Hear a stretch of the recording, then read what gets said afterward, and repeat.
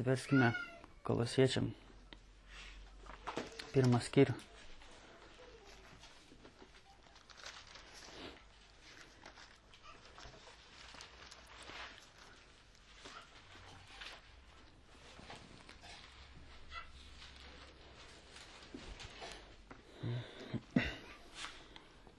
27 eilutė.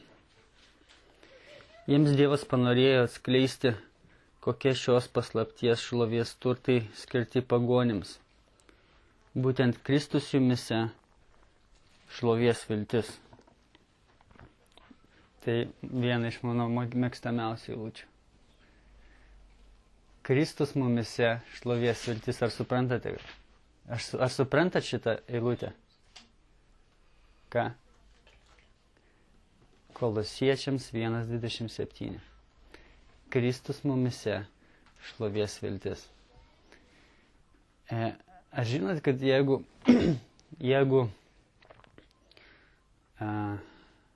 mes darome nuodėmę, Kristaus valdžios mumise trūksta. Jeigu mes nežinome, kaip išmintingai elgtis, Kristaus išminties mumise trūksta. Jeigu mes kažko tai nemylime, Kristaus meilės mumise trūksta. Jeigu mes atrodome, kad šiandien aš gyvenu labai kūniškai, labai žemiškai, Kristaus mumise trūksta. Nes vienintelis dalykas, kas gali mus padaryti kitokiais, negu kad tuščias žmogelis, tai yra Kristus mumise. Ar suprantat, ką reiškia Kristus mumise? Kada jo žodis per šventąją dvasią pradeda mane valdyti. Ir aš elgiuosi taip, aš mėgstu tai, ką Kristus mėgsta, aš nemėgstu tai, ko Kristus nemėgsta. Aš elgiuosi taip, kaip Kristus norėtų elgtis, aš kalbu tada, kada Jėzus norėtų kalbėti. Kristus manyje yra, kai jisai gyvena ir valdo ir tarpsta manyje, tada yra viltis, kad aš nebūsiu tuštybė šioje žemėje. Šiandien aš papasakosiu jums apie vieną istoriją, kurią pats mačiau savo akimis. Atsiverskim gal pirmą Izaiją 61 skyrių.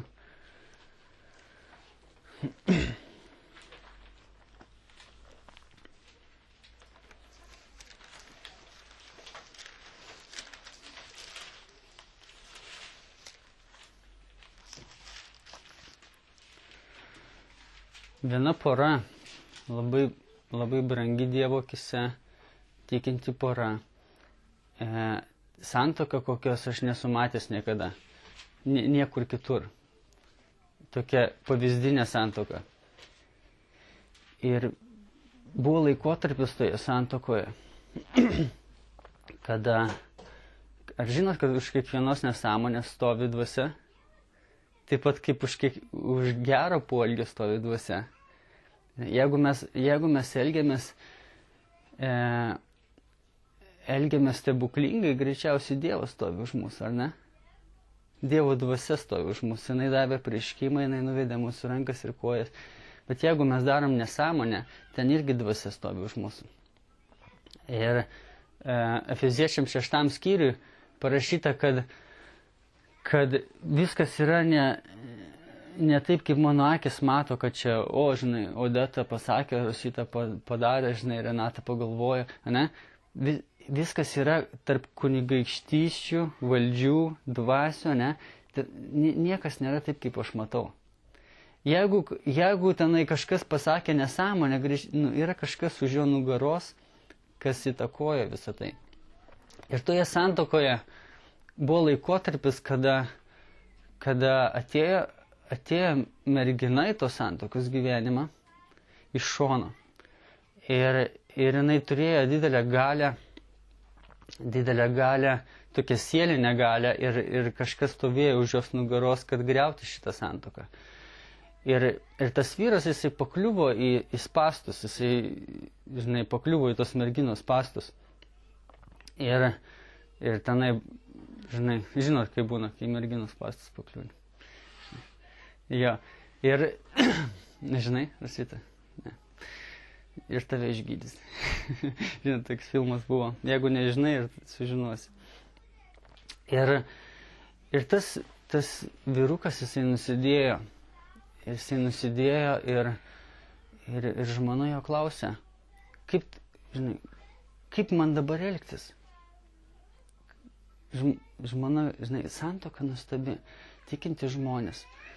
Ir Dievo bijantys žmonės, dvasios pripildyti žmonės, bet pakliuvo vyrukas į spąstus. Ir žmona klausė, mūsų santuoka yra iš tikrųjų tai, kuo aš gėrėjausi iki šiol. Ir dabar, kai nutiko tokia nesąmonė, aš nežinau, kaip man toliau elgtis. Ir tas vyrukas sako, aš nežinau, aš irgi nežinau. Ir spręsk pati. Ir dvasios pripildytas žmogus. Kristus joje yra šlovės viltis. Ir galvoja. Ir Psalmė 130 sako, kad Dievas nepasielgia su mumis pagal mūsų nusikaltimus. Ar tai tiesa?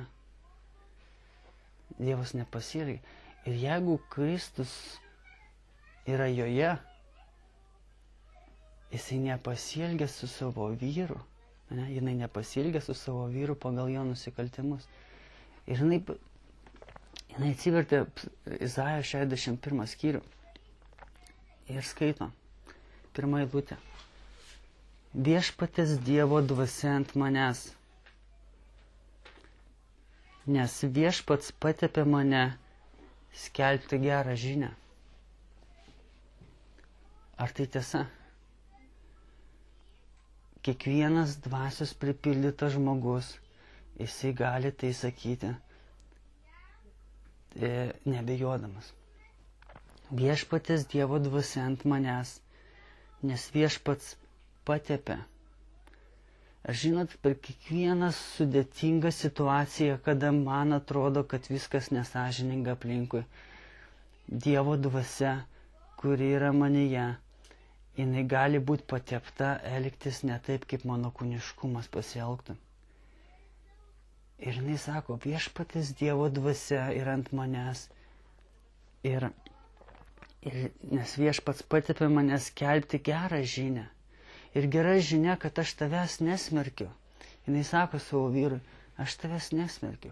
Aš suprantu, kad viskas yra, kad kova nėra su kūnu ir krauju. Bet su kunigaikštystėm, valdžiom, ne? Kaip Efeziečiam parašyta. Ir mane Dievas patepė skelbti atleidimą. Mane Dievas patepė žiūrėti tave ne pagal tavo poelgį. Mane Dievas patepė skelbti gerąją žinią. Ir ką tas vyrukas, ar jisai atgailauja? Psalmė 51. 17 eilutė sako, auka Dievui yra sudužusi dvasia, sudužusios ir nusižeminusios širdies, tu Dieve nepaniekinsi. Ir tas vyrukas, jisai atgailauja, jisai supranta, kad tai buvo spąstai, jisai supranta, kad tai buvo ne tas kelias, kuriuo jisai nori eiti. Ir jinai sako, aš skelbiu, aš turiu patepimą skelbti gerąją žinią. Jeigu tu atgailauji, tau yra atleidimas. Nors mes dabar kalbam apie du žmonės, ne? Mes kalbam apie du paprastus nusidėjėlius. Ir jie galėtų vienas kitam draskyti akis ir skyrybos ir taip toliau, ar ne? Bet kada Kristus manyje, kada Dievo dvasia manyje, tas patepimas, jisai elgiasi kitaip. Viešpaties Dievo, jinai sako, viešpaties Dievo dvasia ant manęs, nes viešpats patepė mane skelbti gerą žinią vargšams. Jis siuntė mane gydyti tų, kurių širdis sudužusios. Ir tenai buvo širdis sudužusios. Įsivaizduojate? Nuo pat susipažinimo tyrumas. Nuo vestuvių tyrumas. Santykiai nuostabus, be priekaišto. Ir, klaida ir nežinai, kaip elgtis, ar ne? Jeigu kiekvieną dieną, tai žinotum, kaip elgtis. Ir ten yra sudužimas. Tenai buvo sudužimas. jis siuntė mane gydyti tų, kuris širdį sudužusius. Kada viešpatės Dievo dvasia pas ją, jinai savo elgesiu, jinai savo reakcija, jinai savo žodžiais, jinai gydo. Nesvarbu, kad atrodo žmogiškai nesąžininga, bet jinai gydo ir jinai gydė savo vyrą. Jinai gydė su savo reakcija.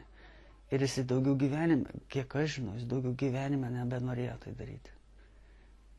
Ir aišku, jis ir tada nenorėjo, žinai, velnias yra gudrus, ar ne? Skelbti belaisviams išlaisvinimą. Jisai buvo belaisvis. Jisai buvo, dvasia buvo už jo. Ir kur Dievo dvasia ten laisvė, kur velnio dvasia ten nėra laisvės. Skelbti belaisviams išlaisvinimą ir kaliniams atidaryti kalėjimą. Įsivaizduojat, viena klaida ir gali visą gyvenimą sugriauti, ar ne? Ir tai yra kalėjimas. Tai yra kalėjimas. Viena nuodėmė, dėl vieno kivirčio tėvas su sūnum nekalbo po 20 metų. Girdėjai tokių istorijų? Dėl to, kad dantų pasta neįsiaiškino, iš kurios pusės spausti, iš apačios ar iš viršaus. Dėl to vyras su žmona gyvena atskiruose kambariuose 15 metų. Arba dėl to, kad žmona išsiuntė vyrą į podvalą parnešti sloviką agurkų. Ir vietoj to, kad jisai litrinį parneštų, 3 litrinį parnešė. Ir žmona sako, kur mes dabar tos agurkus dėsim. Ir prasidėjo kivirčas. Ir viena detalykė padarė taip, kad jie gyventų atskiruose kambariuose 15 metų. Ir mes girdim apie tos dalykus. Aš pats savo akimis mačiau, kada slovikai skraido per balkoną, dėl to, kad kivirčas vyksta. Ir visokių dalykų vyksta. Dėl to, kad viena klaidelė, jinai gali uždaryti ir jinai uždaro į kalėjimą, bet jeigu yra dvasia pripildytas žmogus, jisai atveria tą kalėjimą su savo žinia, kuria yra pateptas kalbėti, ar ne? Skelbti viešpatės malonės metus ir mūsų Dievo keršto dieną paguosti visus liūdinčius. Įteikti liūdintiems Sione grožybę vietoj pelenų. Grožybė vietoj pelenų. Aš mačiau, kaip jinai toliau mylėjo savo vyrą. Aš mačiau, kaip jinai kalbėjo su juo, kaip jinai neprimenė tos nuodėmės daugiau gyvenime. Aš mačiau, ką reiškia dvasios pripildytas žmogus. Tai yra stebuklas, ar ne? Ir aš mačiau, kai iš jos burnos ėjo grožybė. Vietoj to, kad eitų pasmerkimas, priekaištai, grūzinimas. Džiaugsmo aliejaus vietoj gedulo, gyriaus drabužį vietoj apsunkusios dvasios. Jos vadins teisimo medžiais, viešpatės sodiniais jo šloviai. Aš mačiau tą stebuklą savo akimis. Ir man tai yra toks didelis liudijimas, kokia yra be galo didelė nauda būti Dievo dvasios pripildytam. Ir kokia didelė šlovė yra, kada Jėzus Kristus manyje. Kai galėtų kūniškai kaip šunys draskyti vienas kitą, jie turi džiaugsmą, jie turi tyrumą, jie turi atleidimą, jie turi laisvę iš kalėjimo. Ir tas nutikimas, jisai paliko žymę, mūsų atmintis nedingsta, ar ne? Jisai paliko žymę, bet jisai sutvirtino santykius, o nesugriovė. Ir viskas dėl to, kad viešpatės Dievo dvasia buvo ant jos, kada jinai turėjo teisę žudyti. Jinai turėjo teisę žudyti. Romiečiams 15:7. Gal siverskime mane.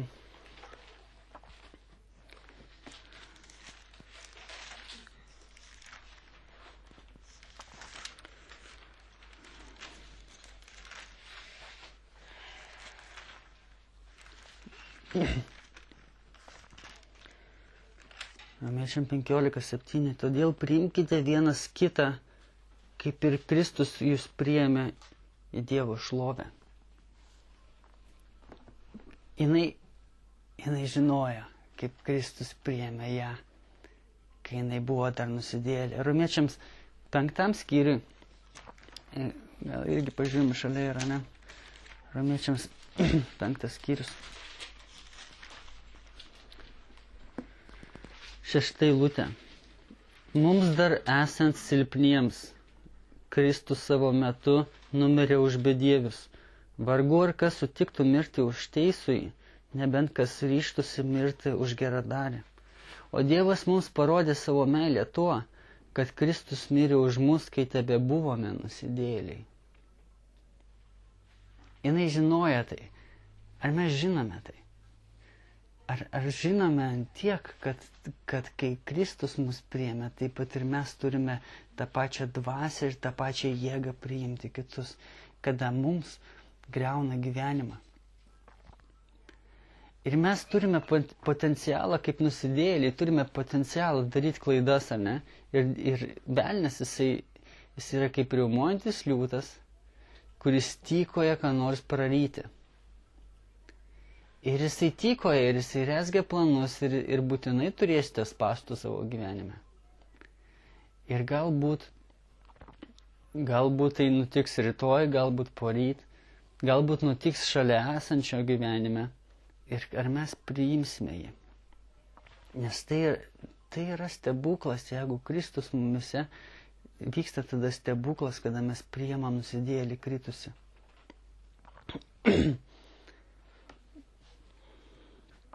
Jokūbo 1:20 sako, kad žmogaus rūstybė nedaro Dievo teisumo.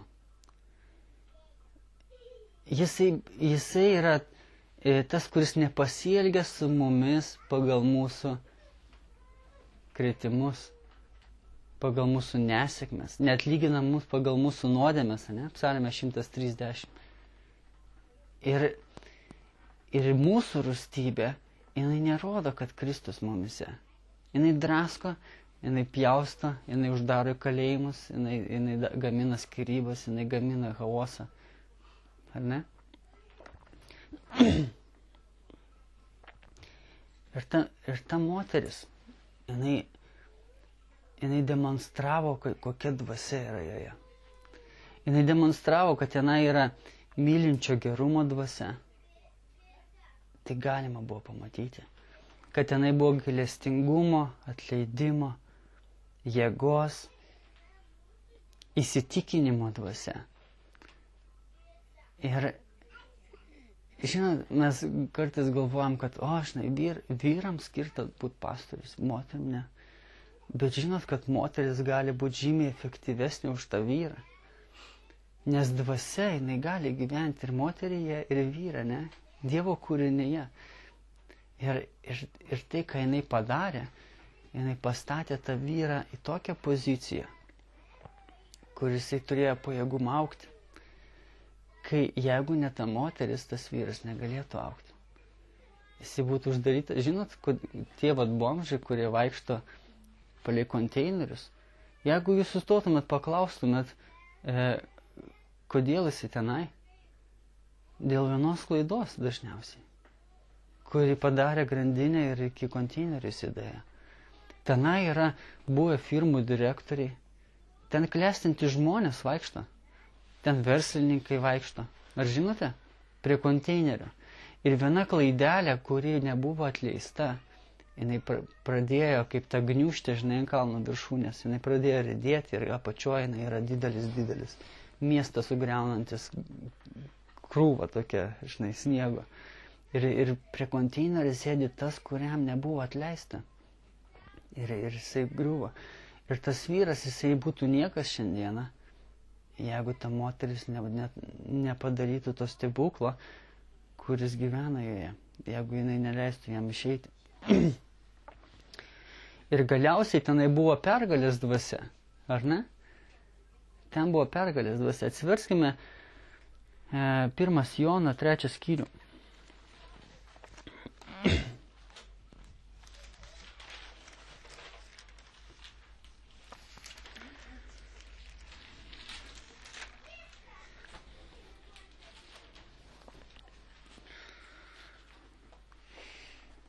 pamastykime apie tai, ar jūs lengva yra išprovokuoti. Atsakykite savo klausimą, ar lengva išprovokuoti, lengva, kad mane išprovokuoja. Nes yra tikinčiųjų, kurie 10, 15, 20 metų tikintis, bet tik priliesk kažką tai. Ha! Ar ne? Ir tenai matosi, kokia tenai dvasia yra. Ar lengva mūsų išprovokuoti? Ar turiu kokių slaptų įpročių? Ar mąstau blogį savo širdyje? Ar siekiu savo naudos? Ar vis dėlto galbūt pas mane gyvena kažkas tai, kas mane laiko pergalingu visada? Kas iš tikrųjų gyvena pas mane? Ar Kristus manyje, ar aš esu tas pažeidžiamas žmogelis, kuris tikrai neturi Dievo savyje, kuris neturi charakterio, kuris neturi tos dvasios, kuri daro stebuklą. Ir 1 Jono 3 skyrius, 14 eilutė. Mes žinome, jog iš mirties perėjome į gyvenimą, nes mylime brolius. Kas nemyli savo brolio, tas pasilieka mirtyje. Ir šitą istoriją, kur šiandien pasakoju,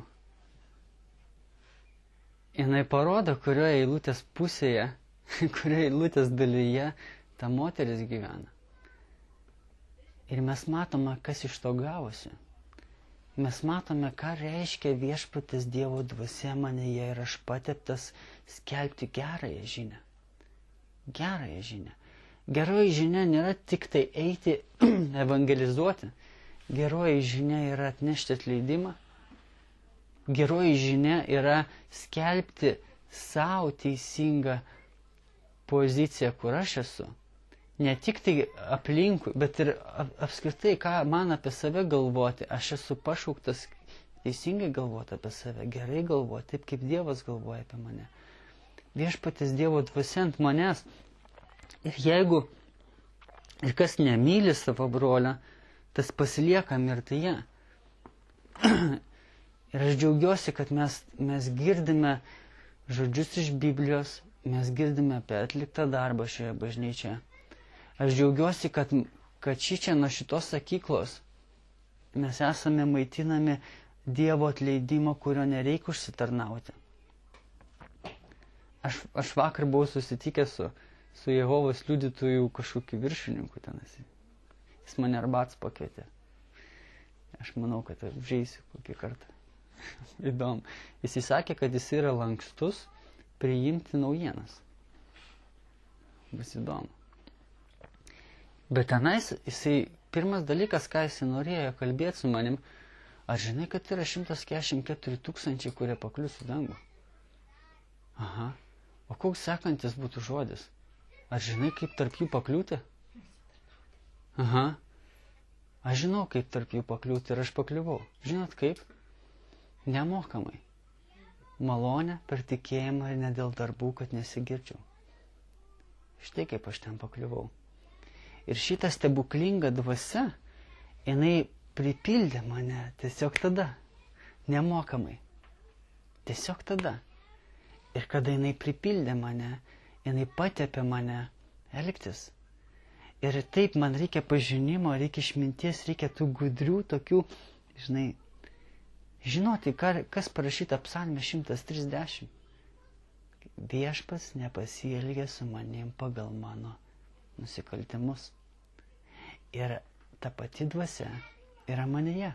Nepasielgti pagal tavo nusikaltimus. Ir tai daro mane stebuklų.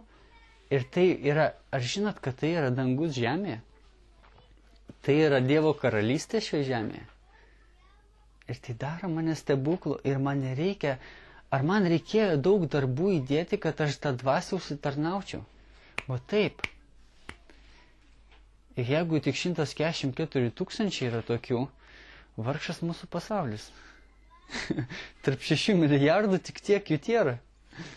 Bet aš manau, kad ne tiek jų yra. Nes kitaip mes sugriūtumėm greit, ar ne? Dievas turi išrinktuosius, žinot, kad dėl to Jeigu mūsų grupelės nebūtų, apskritai, jūs visi taip pasauliečiai, iškart, žinai. Ar žinote, kad Klaipėda žymiai greičiau degraduotų? Dėl to, kad kiekvieno jūsų gyvenimas, jisai jum atrodo, kad tik tai dėl jūsų čia yra palaiminimas. Bet ant kiek įtakoja jūsų darbdavius, jūsų šeimą, jūsų veiksmai, kai Jėzus sako, kas su manim nesieja, tas barsto, jūsų veiksmai sieja, ar ne? Kiek daug dalykų jūs įtakojate, tik dangui pamatysite, kiek daug dalykų vyko. Jums atrodo, sėdėjau namuose, ėjau darbą, kaip paprastas žmogelis, bet jūsų reakcijos, jūsų ta dvasia, jinai žinia skelbia. Ir kažkas tai, aš sutikau draugą, kuris cituoja mano žodžius prieš 7 metus. Aš net neįsivaizduoju, ką aš ten jiems sakiau. Jisai cituoja mano žodžius. Man tai greičiausiai buvo nereikšminga. O kiek tokių yra, kurie man nepasakė apie tai? Suprantate? O kiek tokių yra jūsų gyvenime ir jūs įtakojate smarkiai. Ir jeigu mūsų tik 144 000, tikrai būtų pasaulis subirėjęs, ar ne? Gerai, ką šiandieną norėjau pasakyti, viešpaties Dievo dvasia ant manęs. Viešpaties Dievo dvasia ant jūsų. Ir tai yra vienintelis kelias jum nebūti tuščiais, kiaurais, tikinčiaisiais, kurie yra kūniški, kurie pasilieka mirtyje. Tai vienintelis kelias. Ir mes turime tikrai nuostabią vietą, kur mes girdime žodžius, kurie sustiprina tą dvasią, kurie duoda suprasti, kaip kas veikia, duoda išminties ir mus palaiko dvasios pripildytais. Ar ne? Ir ačiū Dieve už tai, ką mes turime. Dėkojame Dieve už žodžius, kuriuos šiandien girdėjome. Mes turime džiaugsmo dvasią, mes turime įsitikinimo dvasią, mes turime pergalės dvasią. Ir Viešpatie mes mokinamės marinti savo kūniškumą, kad tavo dvasia vis daugiau pasireikštų. Dėkojame už šią privilegiją, kad tai ne iš darbų, tai tavo dovana. Palaimik mus šią savaitę ateinančią, rodyk savo šlovę mumise. Rodyk, koks tai esi stebuklas. Dėkojame už šią privilegiją būti tokiu gyvenimo dalimi. Dėkojame Jėzus vardu. Amen.